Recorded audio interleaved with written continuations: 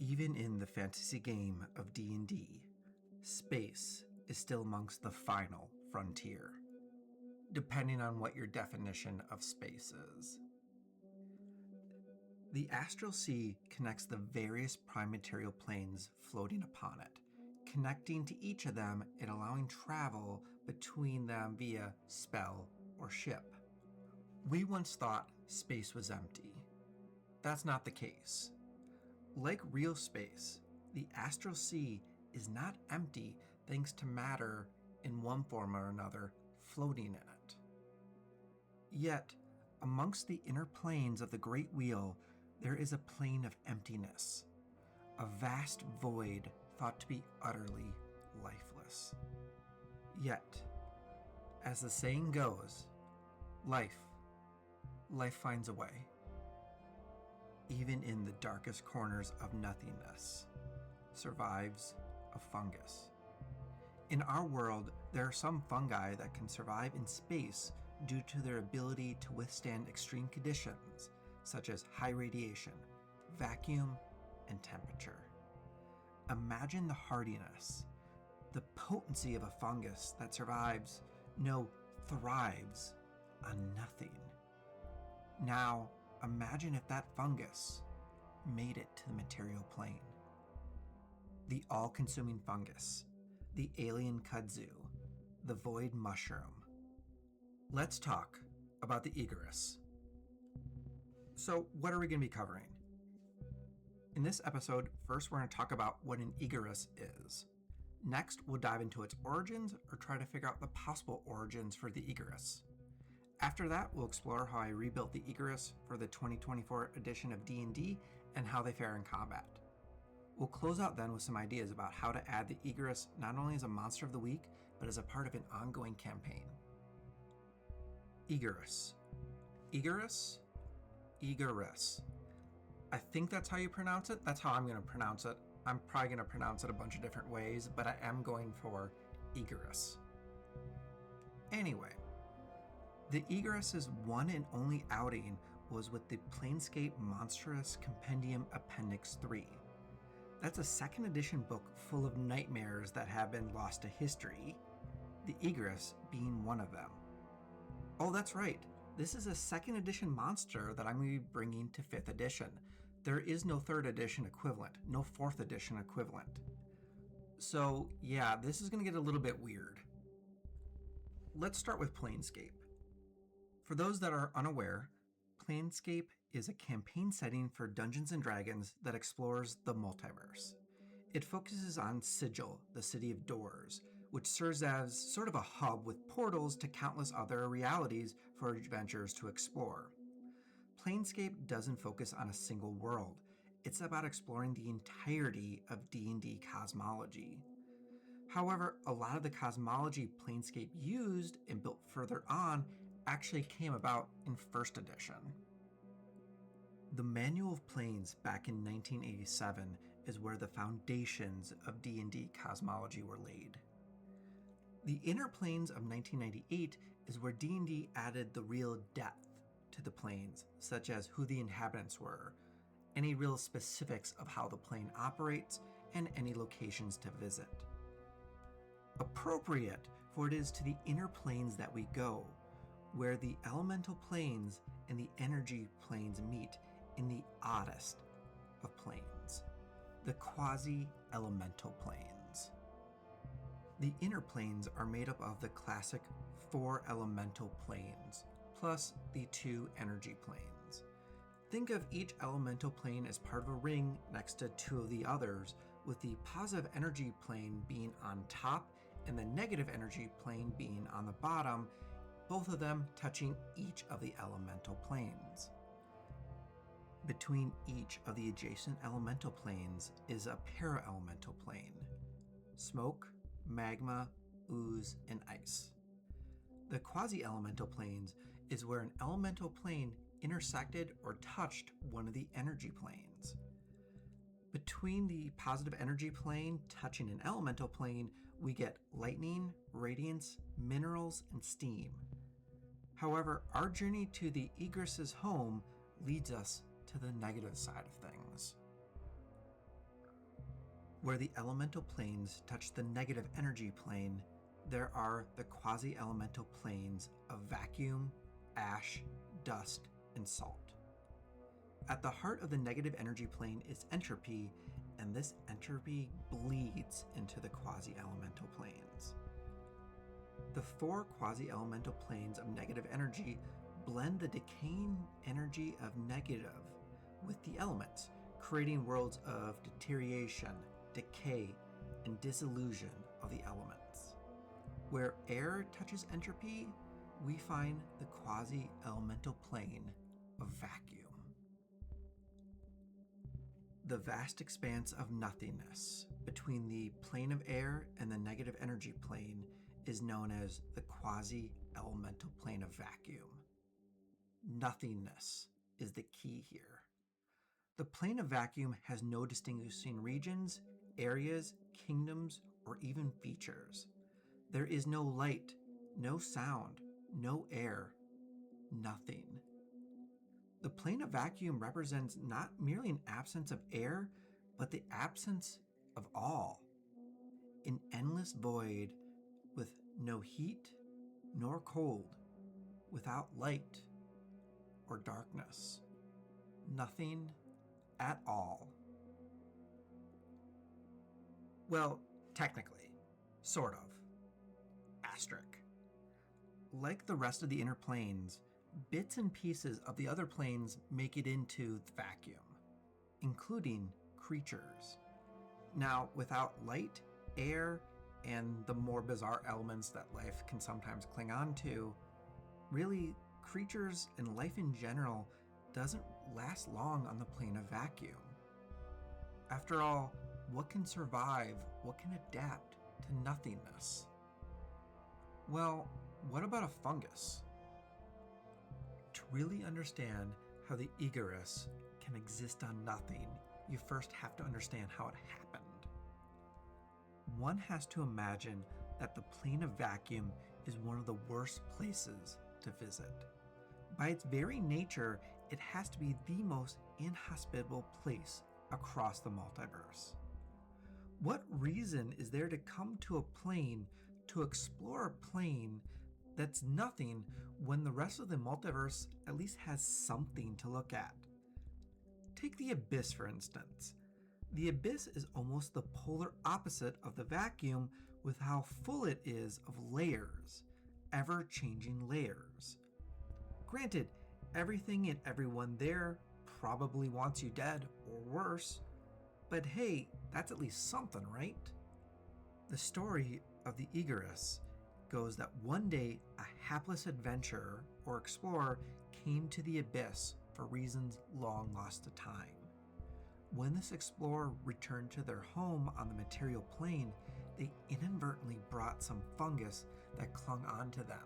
The story goes onto their boot, but it could have been a cape, could have been anywhere. This fungus, being abyssal in nature and in a world far less hostile to life, immediately began to grow and started to spread everywhere. Imagine this fungus like the kudzu plant. If you're unaware, kudzu is an incredibly fast-growing, invasive species of plant native to Asia that was introduced to the United States for erosion control and as cattle fodder. This went horribly, horribly south. Kudzu grows so fast and is so hard to put down that it's actually become a major ecological problem. Its fast growth means it outcompetes most other plants, essentially smothering the native species. Controlling kudzu requires long-term combined strategies such as repeated mowing, herbicide application, or grazing with large herds. Trying to control Egarus is far, far more difficult. The Egarus is incredibly fast-growing. It's very, very much like kudzu. It grows at an alarming rate. It probably always grew at an alarming rate, but back in the Abyss, it had things to keep it in check because the Abyss is so hostile to life. However, now the Egarus found itself in a pleasant environment, and it grew fast. The Egarus covered all other plants, including trees, and spread further, even covering houses and buildings until it covered nearly half the town that was brought into.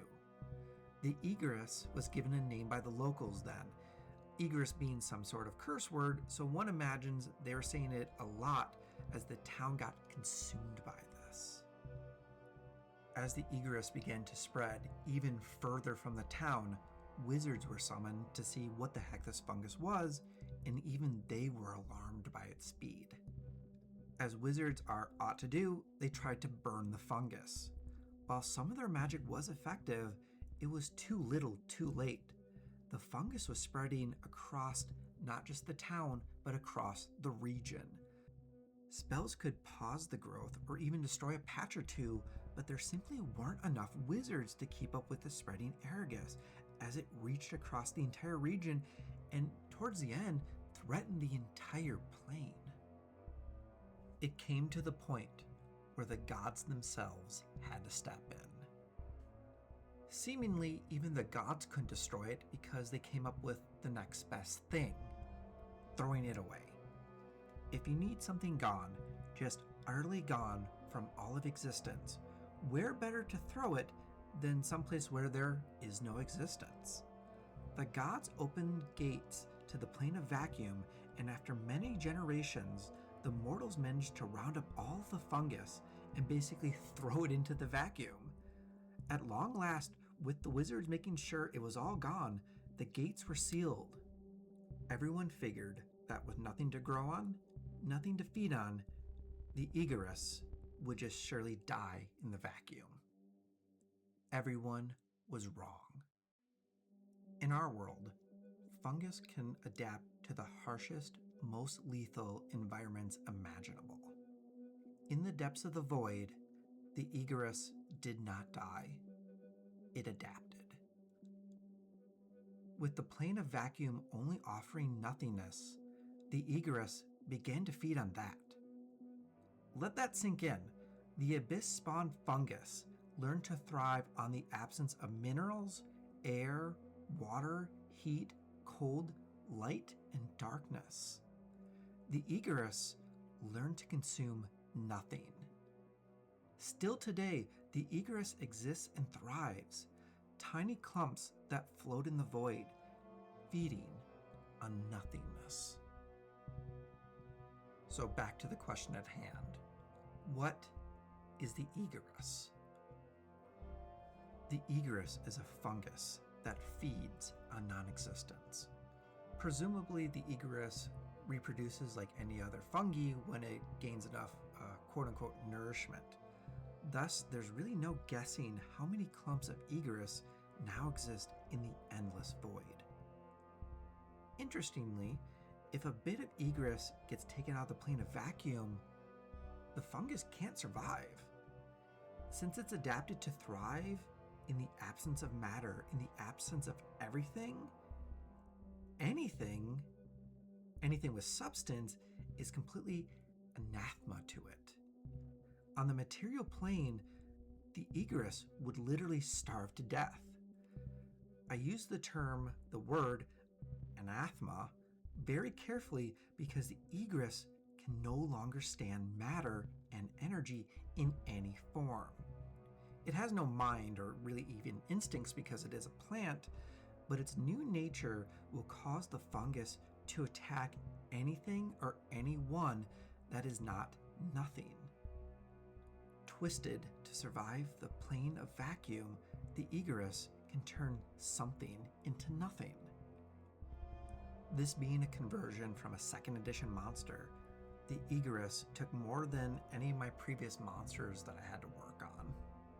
2nd edition very much was a different beast compared to the later editions.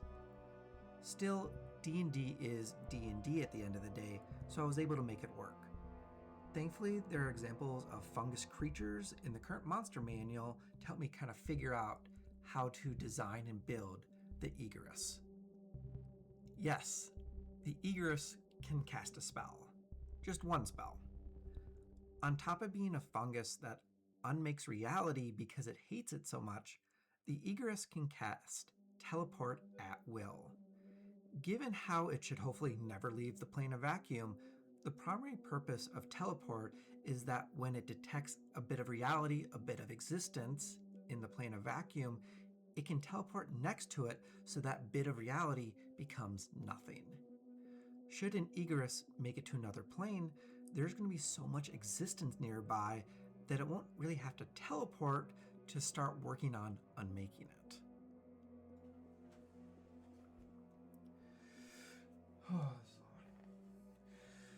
3, 2, 1. One of the first things I really had to figure out was its CR. Challenge ratings didn't really exist back in 2nd edition, but XP values did. With an XP value of 270, that's roughly equivalent between a CR1 and 2, and much closer to a CR1, so that's where I went. Ability-wise, I used the violet fungus as an example. Basically, the only thing notable was its constitution, everything else was single digits. I decided, since it was so hard to eliminate, besides all the traits that would help that, I went with having a high score of 20 for its constitution. These are tough little buggers. These little patches of mushrooms are even tougher thanks to immunity to bludgeoning, cold, fire, piercing, and slashing. In the monster entry for it, an Egarus is considered weak to disintegration, finger of death, lightning bolt, shocking grasp, or the slay living spells, since that would allow a patch to get rid of instantly. As does any application of acid, alcohol, electrical attack, or even a large amount of water. Water damage usually is cold or bludgeoning, so that's out, but really the rest of it is set up as vulnerabilities for the Egarus. So not invincible if you know what you're doing. Still not easy to get rid of. A lot of the flavor of the Egarus comes from its traits. First, its detect existence allows the Egarus to magically sense the presence and location of any energy or matter within 1,000 miles, regardless of anything in the way. Granted, this really only matters in the plane of vacuum, since any other plane, there's literally energy and matter everywhere. The existence anathema trait notes the time limit that the fungus has on the material plane unless it can get to nothingness to feed on. Well, maybe if there were enough of them in the area. Magic resistance is here to help with the shrugging off of spells and thus make it that even spells that can actually hurt it have a hard time affecting it.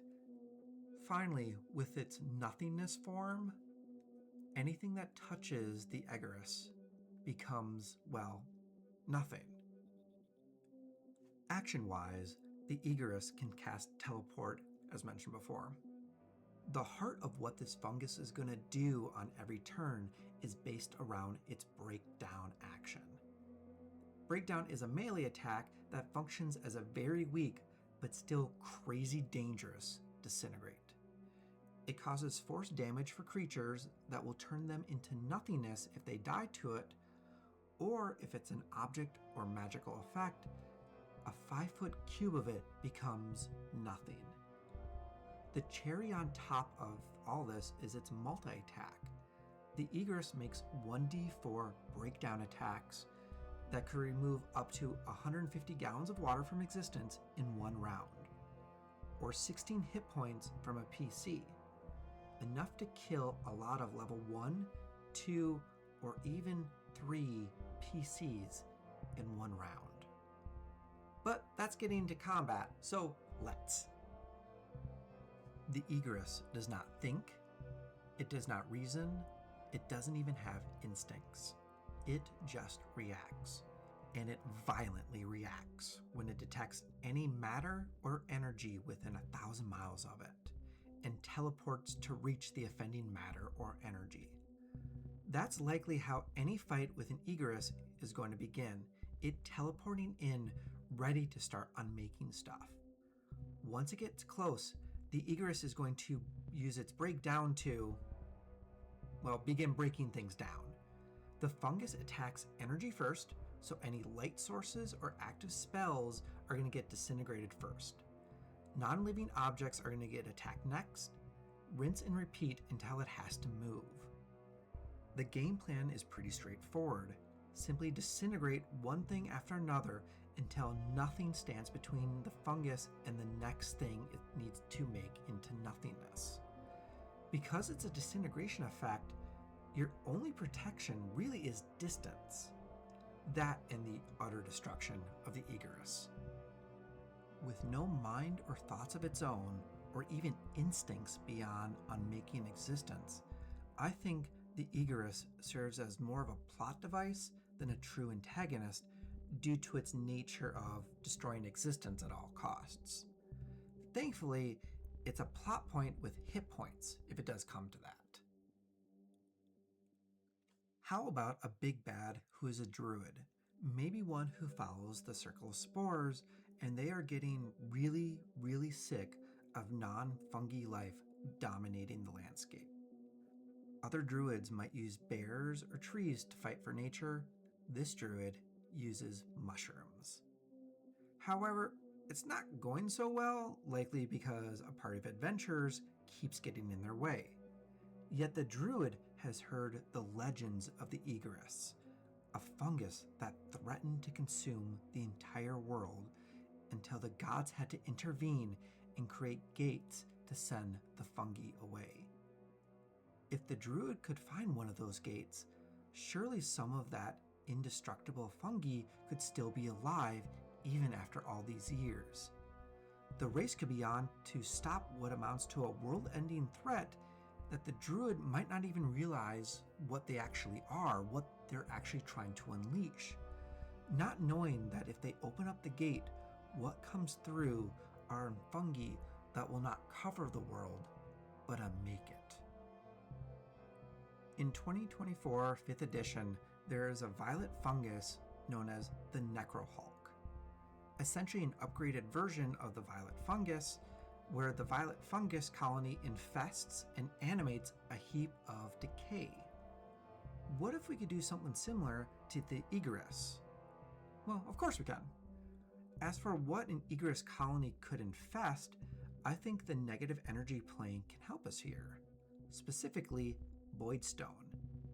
As I noted with the umbral blot, voidstone is a mineral, of sorts, that naturally forms on the negative energy plane that, fun fact, destroys anything it touches. Like how a heap of decay fuels the violet fungus rot, a collection of voidstone within the vacuum could draw the attention of the Egarus, and thanks to its nature, can be animated by the Egarus. Animated into something along the lines of an umbral blot, which sounds really, really terrifying. Where do we go story-wise? An Egarus could destroy the world, but is weak enough to be taken out. A big bad leader of a doomsday cult might want to destroy all of reality.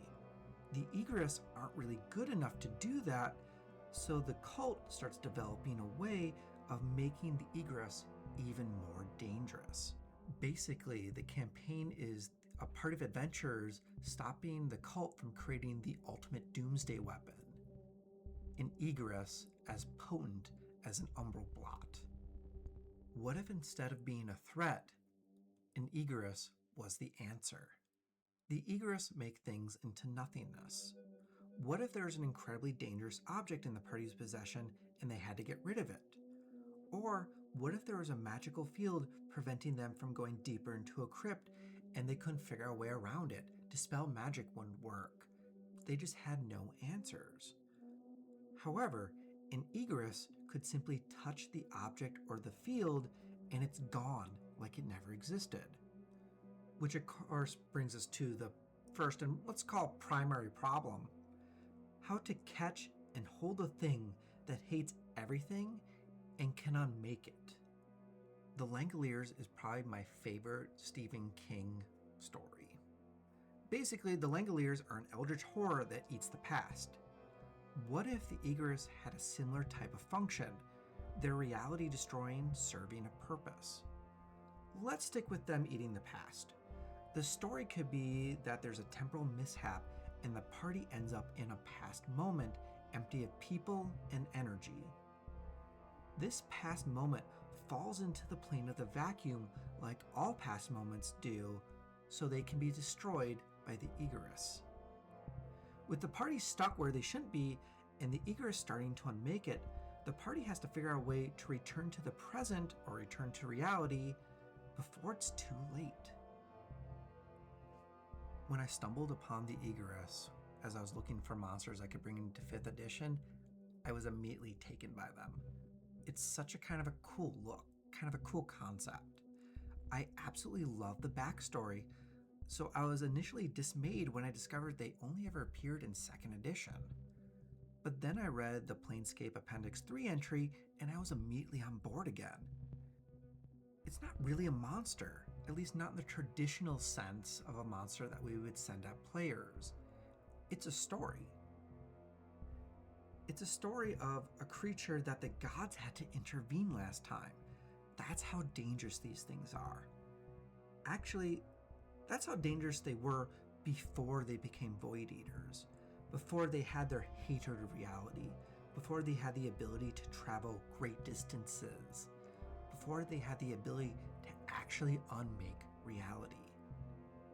To me, they're the MacGuffin. The Egarus are a MacGuffin. They are a plot. They are the thing that the adventure is about. They are the danger on the horizon or the big bad's plan. And I think that's just the best. And I hope you do too. In the description below, I have a link to a monster stat block for the Egarus updated to the 2024 edition of Dungeons & Dragons, ready for you to unleash upon your world. As we are a growing channel, if you found this interesting, please leave a like and subscribe for all our future videos. It really does mean the world. Let me thank all of you for your time and wishing you all the best until we meet again for our next monster.